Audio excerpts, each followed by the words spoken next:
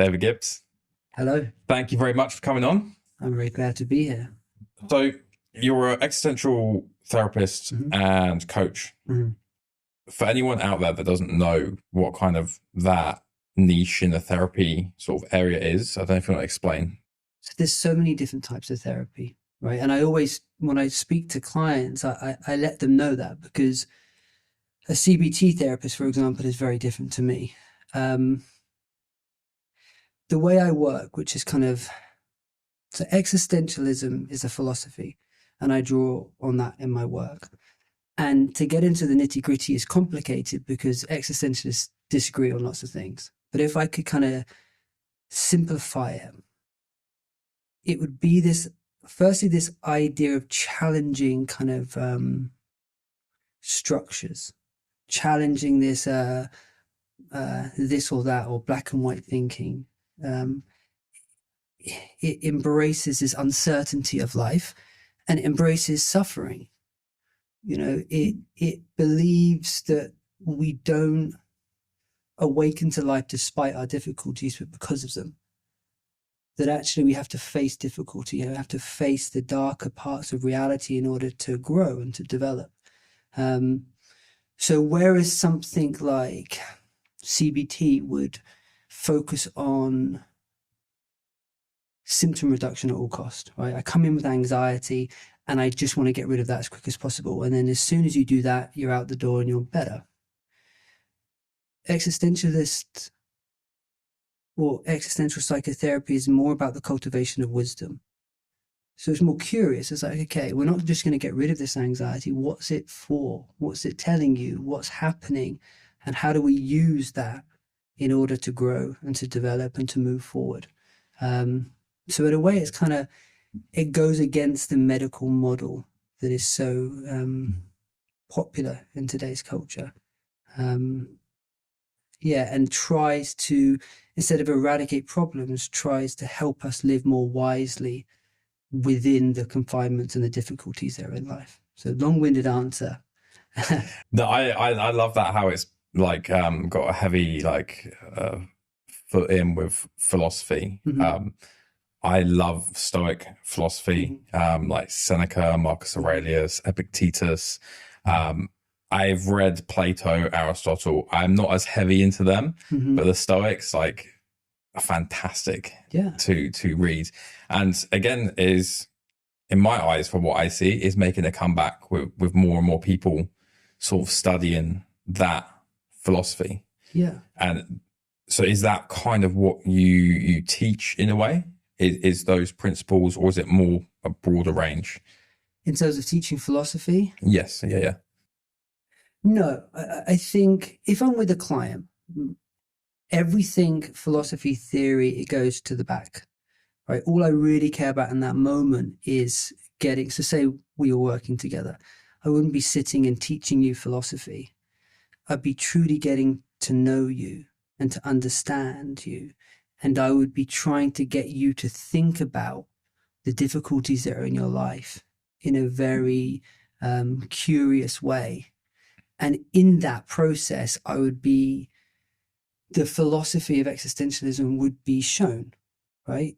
So it wouldn't be a kind of very overt teaching of, hey, look, this is what Nietzsche said, or this is what Kierkegaard said. But it would be more just taking that worldview and trying to bring it into the relationship. And these philosophers, existential philosophers, they had some crazy ideas, but really powerful ones. I'm not sure if you know any of the existential philosophers. So I've read, I may be wrong if he is in it. So I've read Nietzsche, Beyond Good and Evil. Yeah. That's the only piece of work I've read from him so far. And it was a very hit and miss book for me. Some parts I loved, other parts I didn't really vibe with. But so far, that is I believe the only philosopher who I've read in that kind of world. And existentialism is beautiful because they don't agree with each other. They're trying to wrestle with what it means to be alive, what it means to exist. Let me share with you one of my favorite quotes, but also ideas, right? Because it blew me away. And Kierkegaard is a philosopher that talked about the dizziness of freedom. And existentialism has this idea of existential anxiety. which is that instead of anxiety being something pathological, instead of it being something that we need to get rid of, is actually an awareness of our own freedom. That actually humans are terrified of their own potential. They're terrified of the possibilities, the fact that one pathway can close off another. And there's a restlessness that occurs in that.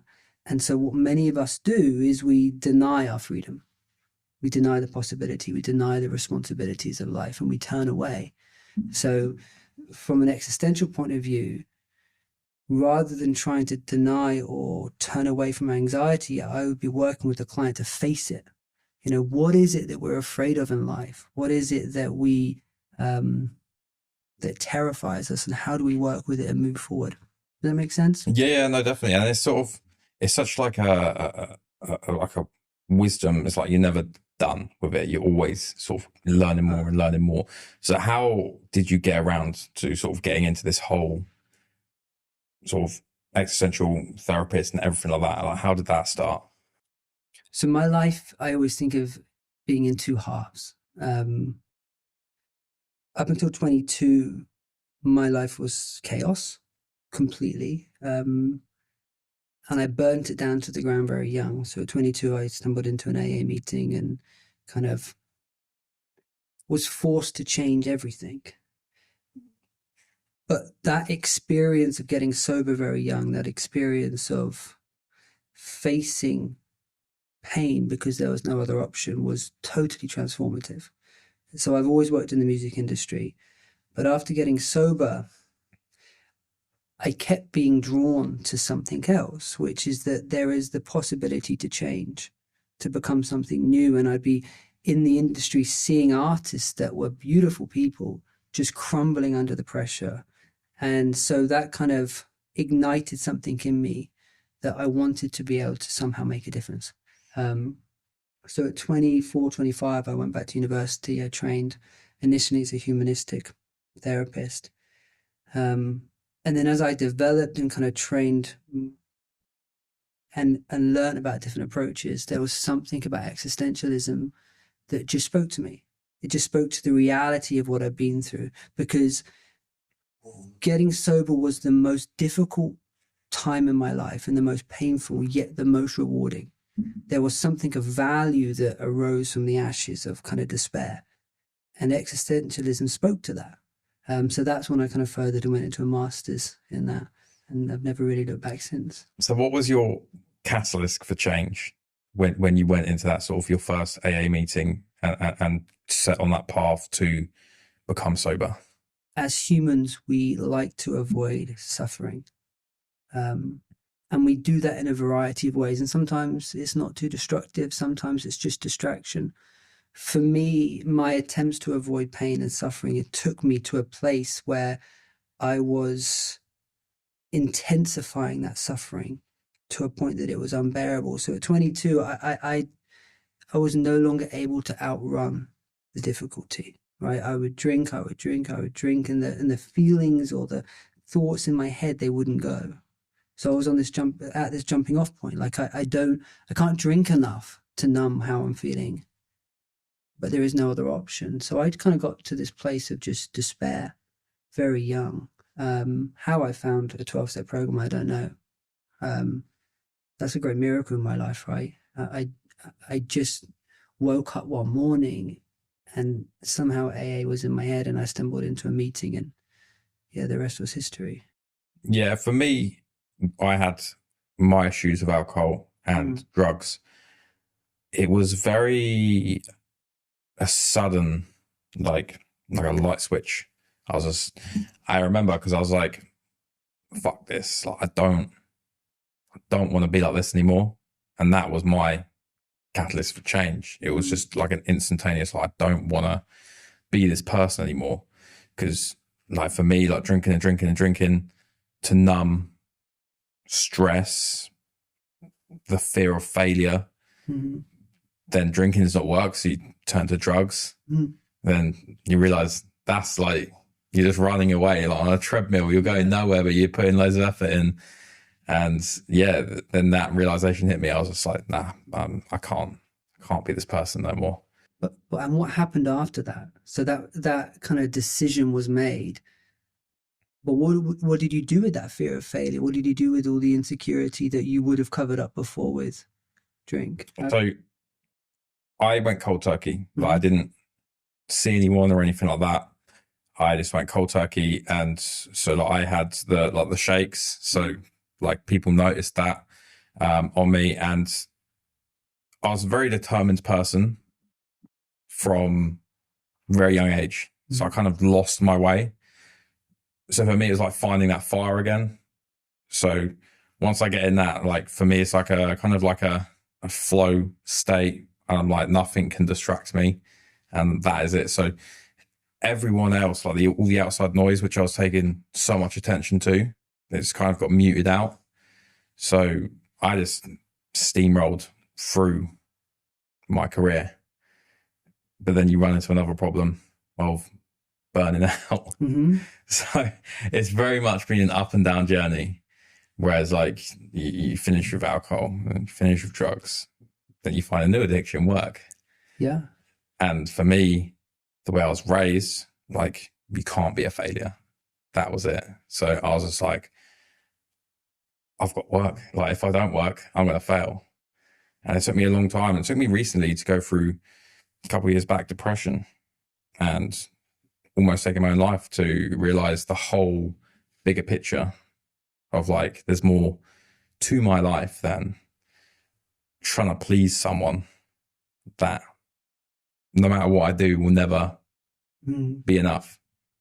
So then I just kind of reined in my work, like my hours. Like I used to work 7 days a week, like 100+ hour weeks.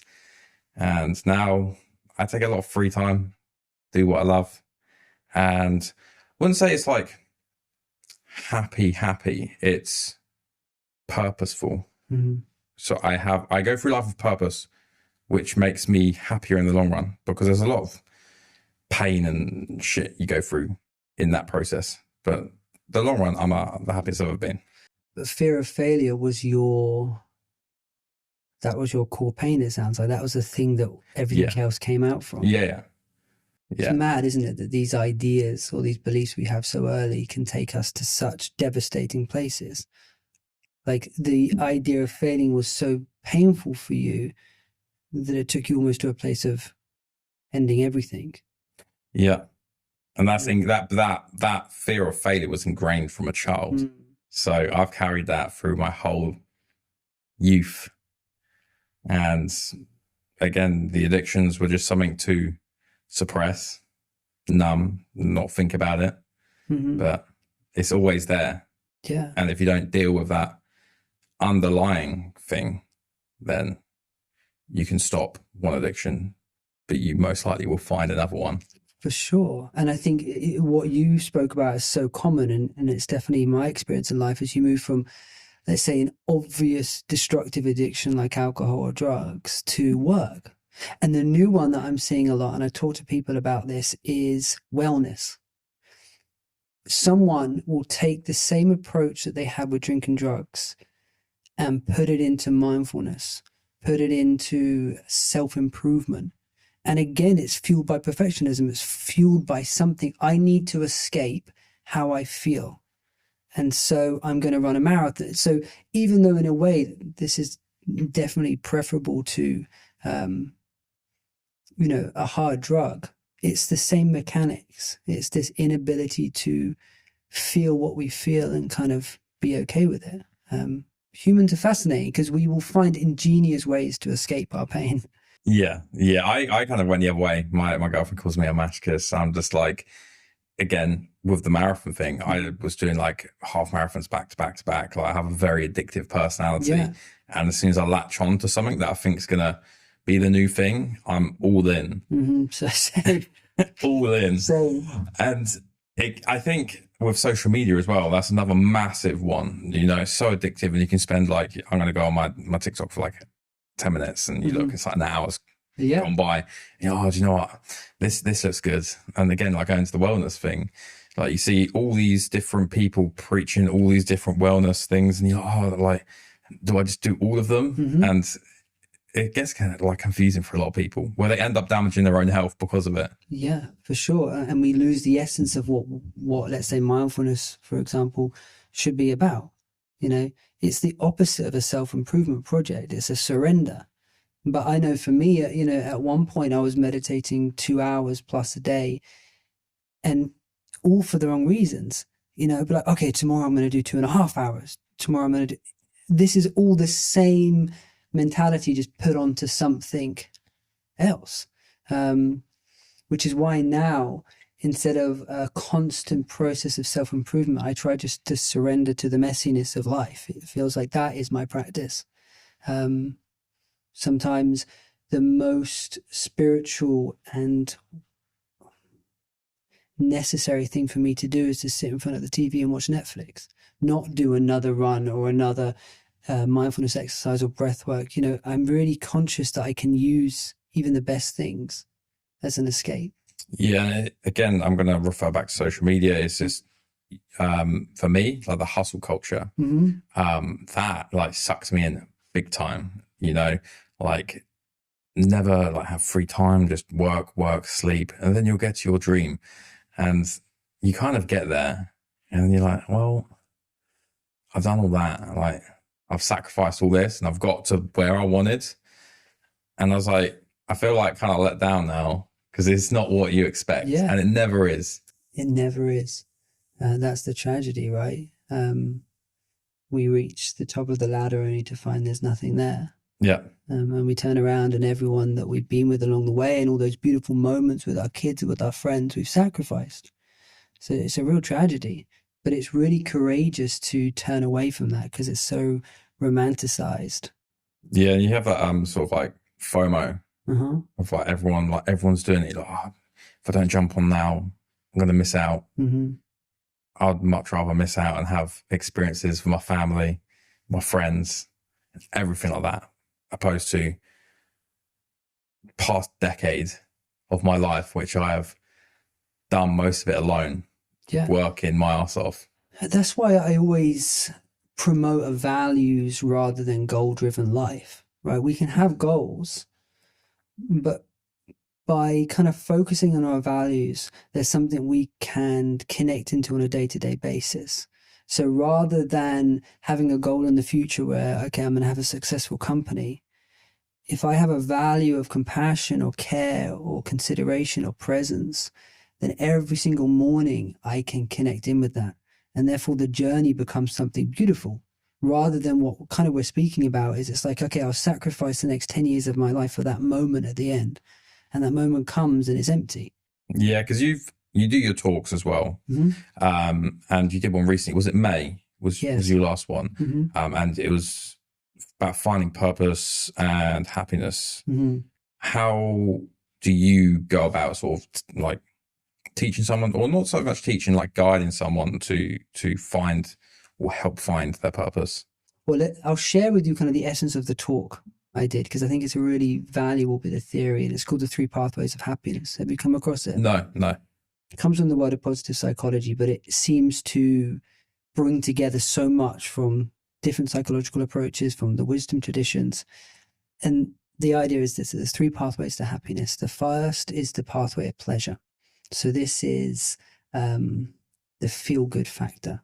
It's the dopamine hit. It's the hot showers. It's sex. It's good food. It feels good, but it doesn't last. And it's this pathway, if we focus in solely, that becomes very dangerous. Right? It's the road to excessive consumption. It's the road to addiction. There's this, in Buddhist cosmology or mythology, there's this idea of the realm of the hungry ghosts, these kind of like demon-like creatures that roam the world with these big bellies and small mouths. They're never satisfied. This is the pathway of pleasure, right? It's like we are never satisfied. We're always craving more. So the pathway of pleasure has its place, but in isolation, it's dangerous and it's unfulfilling. The second is the pathway of engagement. This is the flow state. This is when we start to connect with our strengths, connect with our values, connect with what is important to us. It's less about pleasure and more about purpose. It's more, or it's less kind of peak delight and more satisfaction. this is the moments where we lose track of time, moments where the meaning of life just occurs. You know, for me, it's with my partner, with my children, or especially in a therapy session. You know, I'll have moments in a therapy session where there is a reverence or a sacredness in the air. Like I am so connected with another person that whatever is happening matters. So we've got the pathway of pleasure, the pathway of engagement, the pathway of meaning is the third pathway to happiness. And this is where we take our strengths, we take our values, we take our gifts, and we offer them some way to the world. We do something for the betterment of others. And I think this is the royal road to happiness. We can and we should integrate all three. They all have their purpose, they all have their value to them. But the pathway of meaning, and I'm kind of drawing on existentialism here, matters most, right? Viktor Frankl, the famous, have you come across Viktor Frankl? No. So Viktor Frankl wrote, he's a famous existentialist. He wrote Man's Search for Meaning. He was in the concentration camps and famously kind of spoke about his experiences. And his view is abandon the idea of happiness. It's the very pursuit of happiness that gets in the way. If you focus towards meaning, towards making the world a better place in some way, happiness will arrive naturally as a side effect, as a consequence. But the more that we pursue happiness, the more that it eludes us. So in answer to your question, which in some way maybe I'm hoping I've answered, is that if we want to find purpose, if we want to find happiness, firstly, we need to abandon the idea that happiness is going to be found in things. Secondly, we need to connect with what is important to us, our strengths, the things that wake us up to life. And then we've got to use those things in some way to make the world better. And that gives us this satisfying, fulfilling life. I think where a lot of people stumble is, I think it's human nature that we kind of mimic each other. Mm-hmm. So with purpose, it's so individual to each person. So we look at someone, say on social media, and they're like, wow, they look really happy. Like they've got it all. Like they've got the life I want. So you try and mimic what that is.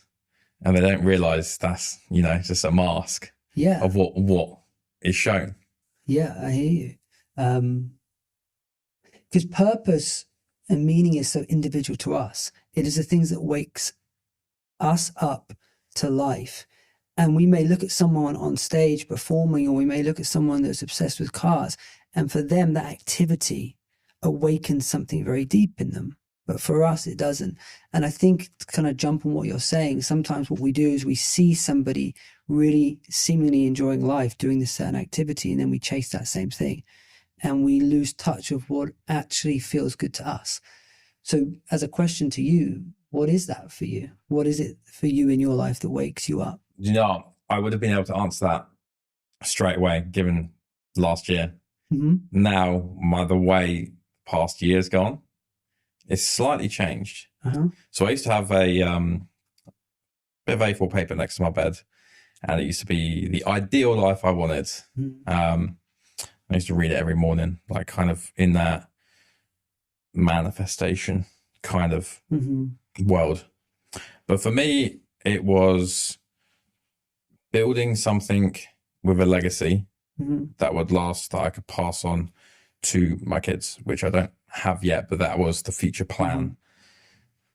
Now with just all the stress of what I'm building, it's just like, do I really want to pass that burden onto them? So it's slightly changed. And I wouldn't say I've found my purpose fully again. Like I had it and it's kind of got hazy. So now I'm working my way through to then find that golden sort of purpose again. I could kind of answer it, but I can't. It's like 50-50. Yeah. And what is it for you if you look at your day-to-day life? Where are the moments where you lose track of time, where you suddenly are totally present to life? Sort of relaxing, sort of like, whether that be smoking a cigar, reading a book, spending time with people I care about. Like for me, that is just where time falls away. Mm-hmm. Work, not so much. I've worked through, like I said, like the past decade of just, it doesn't hit that thing because I pulled myself out of that addiction. It just doesn't hit that spot that when I was addicted to it, it did. So for me, not working is peaceful and work is noisy, if you see what I mean. So yeah, it's a tricky one to answer, but it's not like all is lost and everything like that. It's just a slight change to it. I still want to have a legacy, but whether that be through helping 1, 2, 3, 1,000 people through the podcast, going on stage and speaking to people, like for me, that has much more of an appeal now than building my business. It's fascinating how things change, isn't it? Yeah. In a year as well. It's not like I spent a long time building what I've built. Like, would I give it up? No, but I wouldn't give it to someone. And because the amount of stress and sleepless nights, and I'm surprised I've even got hair at this point. You've got a lot of hair. Yeah, I know. I know. So I wouldn't want to give that. I wouldn't burden someone with that. But at the same time, I've kind of put so much into it. Like I don't want to just let it die. Yeah. But if I let go of it, it wouldn't die. It's big enough now to survive on its own. But I kind of enjoy doing it, but not to the extent that I used to. But yeah, finding outside passions is sort of coming in more and more because I take more and more time off work. Which goes to show, like, you live in work for so much that when you stop, and most people stop when they retire, then all these new passions come in and they're like, oh, I'm like 60, but I wish I'd done this. Yeah. And then you have that hindsight or regret. So I'm quite happy that this happened now at such a early stage in my life. Yeah, it is a tragedy, isn't it, when we get to the end of our life and realize that we have missed so much. I think that waking up period, the younger it can happen, the better. You know, it's interesting, in the work that I do as a coach or a therapist, I work predominantly now either in the music industry or with high performers, so with CEOs or people that have kind of reached the very top of their profession, that they have achieved in many ways financial freedom. And that's where the existential questions are so important, because this illusion that money or financial success or organizational success is going to fulfill them is broken away. Suddenly they're faced with this frightening question of, what is the point? What do I actually want? And that's a really valuable or rewarding time to work with someone. It's like, okay, you've reached what society says is the very pinnacle of success. What now? What do we do with it?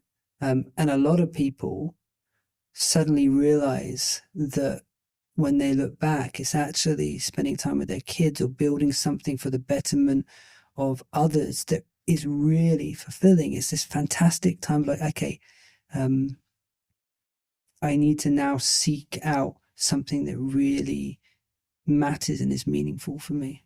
Yeah, I mean, don't get me wrong, like the money that the company generates is very useful, and it's very useful to do the things that you want to do now. So I'd never say to someone, don't work. I think you should have a good work ethic, but just point it in the right direction. Sometimes you can go in the completely opposite direction and you got to spend all that time then going back the right way. So learn to sort of get yourself aligned and then go off. There's a quote, I may not be able to get it word for word, which again is by Nietzsche. And I believe it's, under conditions of peace, the warlike man attacks himself. And that quote sort of, when I read that, I was like, I get that. Like that quote hit me sort of quite hard with that. Because what do you take from it? For me, I envisioned it as working. So like, it's just work. And then when you're not working, you're lost and you start doing stuff like just randomly. And addictions and things like that can come into that. So it's kind of like taking a false purpose away to find your true one. God, Nietzsche is so potent. You know, he was ill for most of his life, so he couldn't write page after page. He had to write maybe a paragraph at a time, and it would be really painful for him. And so what you find in his writing is there's such a potency. It's like you sit with like 6 or 7 words, and I don't know about you, but you can just meditate on them. You know, it just sits, and it's like he brings together so much in so little that sometimes I'm reading Nietzsche and I disagree with, you know, I have a very religious or spiritual worldview. Nietzsche does not. Like, I think it's a great art to disagree and still read and listen. A different subject, but I think that's a struggle in culture at the moment, right? As soon as we disagree with someone, we discard everything. Part of Nietzsche I disagree with aggressively, but other parts I'll be reading and it'll just stop me in my tracks. Like 3 or 4 words that just seem to encapsulate something about life that's so confronting. Yeah, that's exactly how I feel reading Nietzsche. Like, again, like there's parts and I'll just be going over and it's like, it's not really doing it for me. And then again, like get to that quote, I'm like, that's like something powerful. Yeah. Which is the beauty of reading as well. And I think a lot more people should read. It's great for the mind. Yeah. Memory. Because like going on your phone and scrolling for hours is not good. For one, for your mind, and 2, for your mental health as well. For sure. Again, it's another one of our distractions. But just going back to Nietzsche for a second, what I love about him in his essence is, and this is the same with a lot of the existentialists, they're very confronting. You know, existentialism demands of us to wake up and take responsibility of our life. It demands that we are courageous and we move forward in the face of difficulty and fear. And that I find inspiring.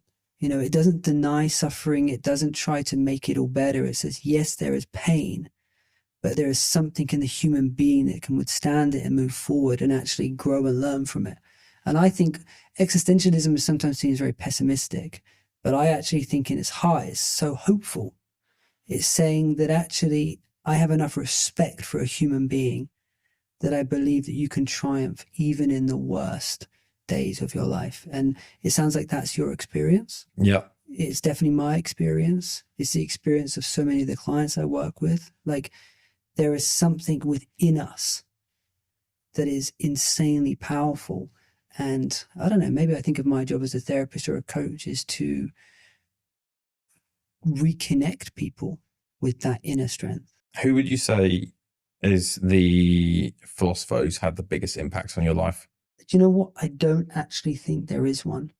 I think there's no philosopher that I sit and read and think, yes, they get my worldview. There is actually one person, he's not a philosopher, but he's a Buddhist teacher called Jack Kornfield. He's an American that went to live with the monks for many years in the forest tradition and came back and trained as a clinical psychologist.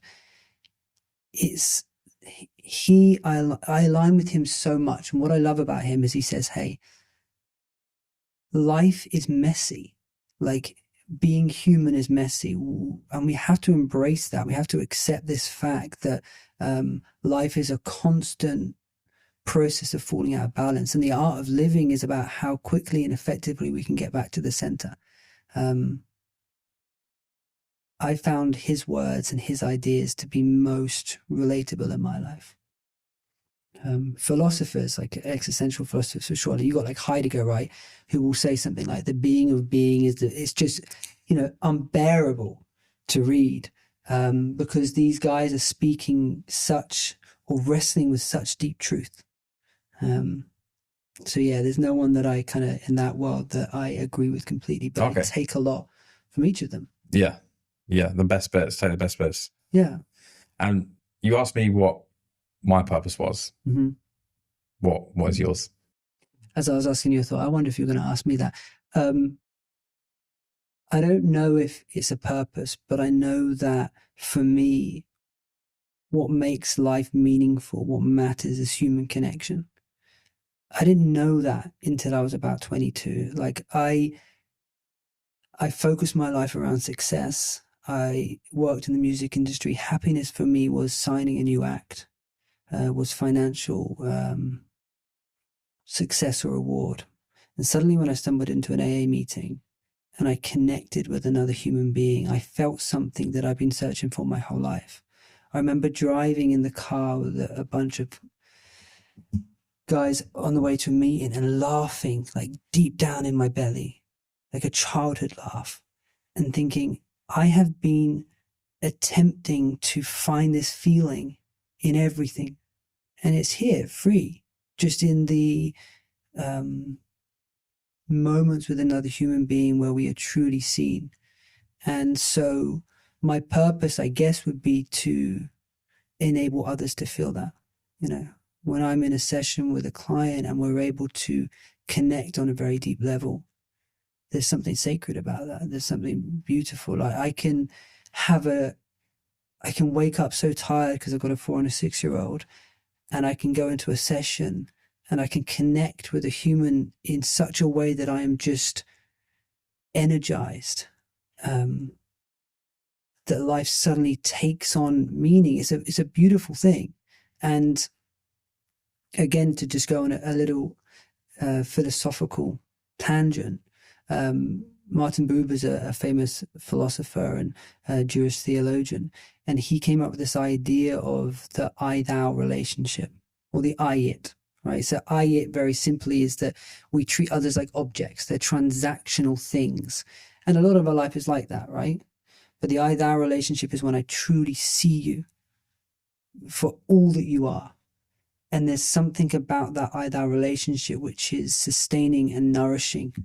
And I guess my purpose is to seek those relationships as much as humanly possible. When I am connected with another person, I don't need anything else. That's the magic, right? I don't need success. I don't need financial rewards. It's like the best kept secret. And with everything, although it sounds trite, everything we need is in those moments of connection.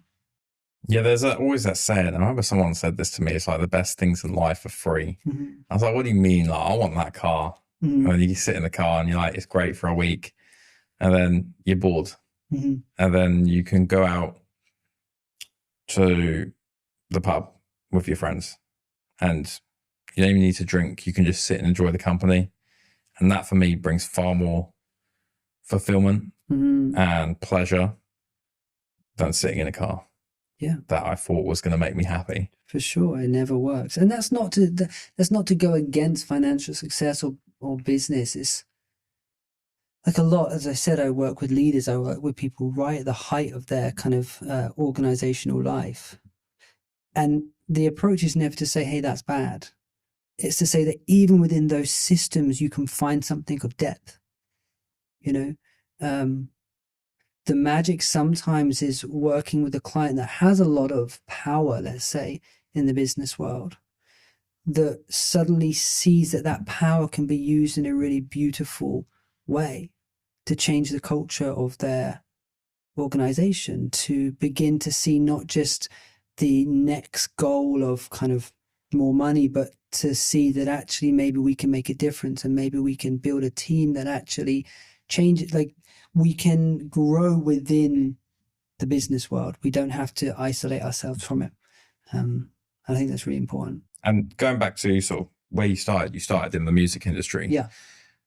Now, in my eyes, it's got like quite a bad rep for just kind of sending people off the rails a little bit. Mm-hmm. Why or what do you think is that? Is it like the pressure or is it the fame that comes with it? A personal story really of why I started, or one of the reasons I wanted to be a therapist, is because we had a few artists that we were managing. One of them we signed a big deal with. They were very young.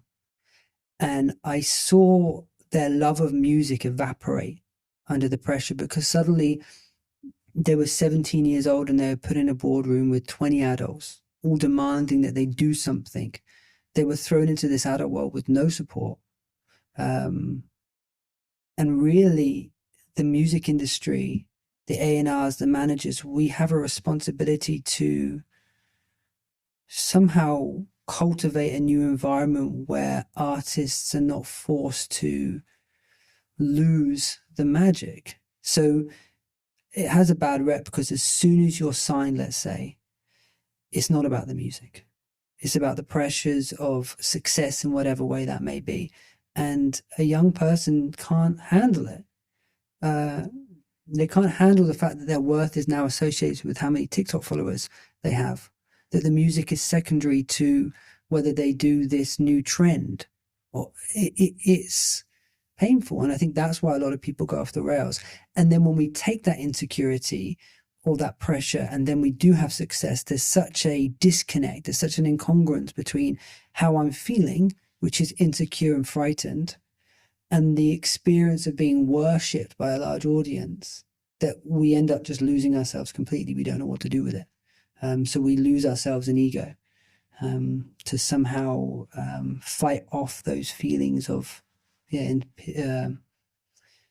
lack or disconnect.